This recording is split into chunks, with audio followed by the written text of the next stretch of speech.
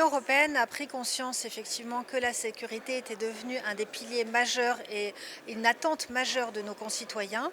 Et donc le but de l'avis que je porte aujourd'hui au Comité européen des régions est pour qu'il y ait une meilleure reconnaissance des besoins du terrain. C'est-à-dire que vous n'aurez pas les mêmes besoins à Marseille que dans une petite commune des Bouches-du-Rhône, parce que la situation ne va pas être la même.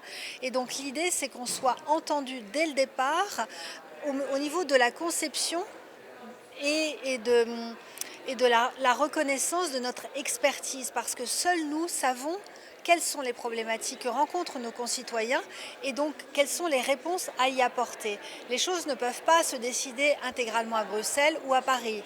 Il faut qu'elles soient aussi le reflet, puisque l'Union a décidé quand même de tripler le budget destiné à la sécurité, donc c'est un budget qui va être conséquent.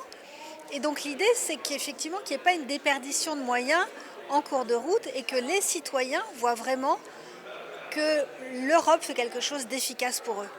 À Marseille, les fonds européens donc, qui vont être votés pourront dans l'avenir améliorer la situation je dirais des deux côtés, parce que qui dit sécurité dit bien sûr le volant répressif, et donc ça va passer par peut-être des échanges d'informations avec des collègues européens, parce que l'idée c'est aussi de pouvoir s'inspirer de ce qui marche ailleurs. Par exemple, il y a une stratégie qui a été développée pour les ports, pour la sécurité des ports, qui sont des lieux de trafic, on le sait, par essence, et donc l'idée c'est de pouvoir implémenter sur notre territoire des choses qui ont marché ailleurs. Donc ça c'est le volant plutôt on va dire répressif, la formation des policiers, etc.